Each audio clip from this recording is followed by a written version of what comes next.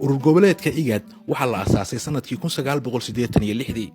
asaasayaashii waxay ahaayeen wadamada kala ah Djibouti, Ethiopia, Soomaaliya, Suudaan, Uganda iyo Kenya.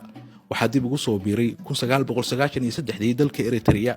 waxaa kale oo sanadkii 2011 ku soo biiray Koonfurta Suudaan. wixii ka dambeeyay markii la aasaasay ururka IGAD wuxuu noqday mid ay ku adeegtaan wadamo gaar ah iyo gacmo ka baxsan dalalkii ku midoobay. dalkeena Soomaaliya oo kaalin mug leh ku lahaa dhismaha IGAD wuxuu muddo dheer ku sugnaa xaalad ah nin bukow boqol ku talisay. ururka IGADna wuxuu ka mid ahaa gacmaha shisheeye ee saameynta ku yeeshay siyaasadda iyo talada dalka, iyadoo ay ku adeeganayaan wadamo gaar ah oo colaad gaamurtay u qaba Soomaaliya.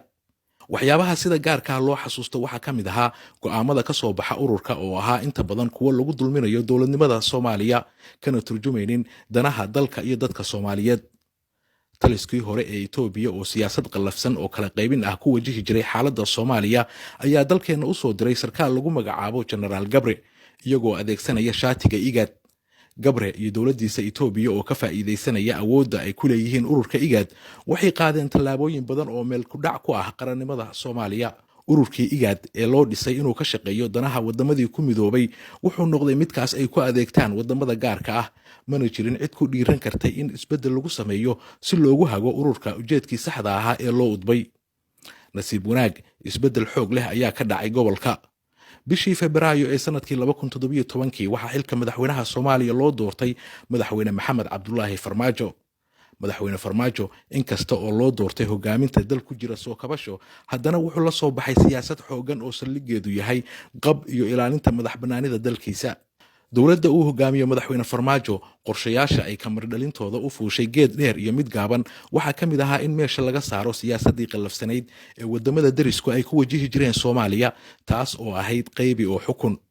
qorshaha labaad ee loo guntadana wuxuu ahaa in Soomaaliya ay si rasmi ah ugu soo laabato miiska talada wadamada IGAD, ururkuna uu noqdo mid ku soo noqda tubtii toosnayd ee loo asaasay. waddo kasta ha loo maree madaxweyne Farmaajo iyo dowladda oo hogaamiyo waxay gaareen guulo muuqda oo ay ku diirsadeen shacabka Soomaaliyeed, kuwaas oo isbeddel ku keenay habdhaqankii cadaawaddu ay ka muuqatay ee wadamada darisku ay ku wajihi jireen xaalka Soomaaliya. doorashadii madaxweyne Farmaajo kadib waxay dowladda ku guuleysatay in dalka laga saaro generaalkii hagardaamada badnaa ee ku dhex bilmay siyaasadda dalka, waa General Gabre, kaas oo aan laga harin ilaa bannaanka laga dhigay xayndaabka ururka IGAD. madaxweyne Farmaajo wuxuu kulamo kala duwan la qaatay madaxda gobolka sida Ethiopia, wuxuuna dhammaantood u sheegay in mid walba kan kale uu ixtiraamo qarannimadiisa lana wada shaqeeyo.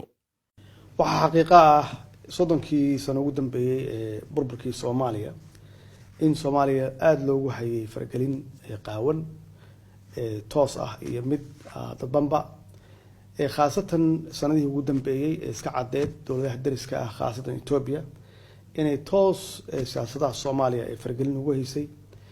mar alla markii anigu aan tagay meesha oo aan la fariistay prime ministerkii hore Xeele Maryam, waxyaabihii ugu horreeyay aan kala hadlo waxay ahayd in Ethiopia ay ka joojiso faragelinta qaawan ee Soomaaliya ku hayso oo aan u macaamilno laba dal oo daris ah, aan ka shaqeyno iskaashiga dhaqaale iyo iskaashiga siyaasadeed ee laba dal ay lahaan karaan.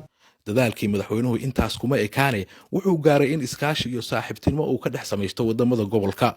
ugu dambeyntiina madaxweyne Farmaajo oo garab ka helaya saaxiibo ay ka mid yihiin wadanka aynu walaalaha nahay ee Djibouti ayaa ku guuleystay in jihadii saxda ahayd lagu soo celiyo ururka IGAD ee ay ku adeegan jireen wadamada gaarka ah.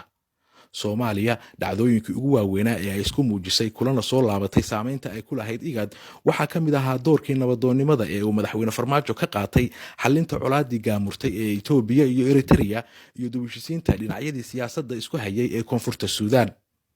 Kenya oo ka mid ahayd wadamada sida guracan uga faa'iideystay saameynta ay ku leeyihiin IGAD ayaa iminka ka mid noqotay wadamada ku jabay ololihii isbeddelka IGAD ee ay Soomaaliya dabada ka riixaysay. dhinaca kale dowladda Soomaaliya ayaa markii uu soo dhamaaday shir madaxeedka 13aad ee IGAD waxay soo dhaweysay qorshaha dib u habeynta urur goboleedka IGAD. qoraal ka soo baxay madaxtooyada Soomaaliya ayaa lagu yiri dowladda federaalka Soomaaliya oo garowsanayd fursadaha horumarineed, iskaashi iyo ganacsi ee muhiimka ka dhigay dib u eegidda lagu sameeyay qaab dhismeedka ururkan waxay markasta u ololeynaysaa in IGAD ay noqoto madal ka soo dhalaasha himilada ay ka qabaan shucuubta gobolku, kana turjunta dhammaan danaha dhaqaale iyo siyaasadeed ee dowladaha ku midaysan. madaxweyne Maxamed Cabdullaahi Farmaajo ayaa u hambalyeeyay gudoomiyaha cusub ee urur goboleedka IGAD Cabdalla Xamduug oo ah ra'iisul wasaaraha dalka Suudaan. ra-iisul wasaaraha suudaan cabdulla xamduug waxa uu xubin ka ahaa guddigii dhaqaalaha qaranka ee jamhuuriyadda federaalka ah ee soomaaliya ka hor intaan loo magacaabin ra-iisul wasaaraha dalka suudaan.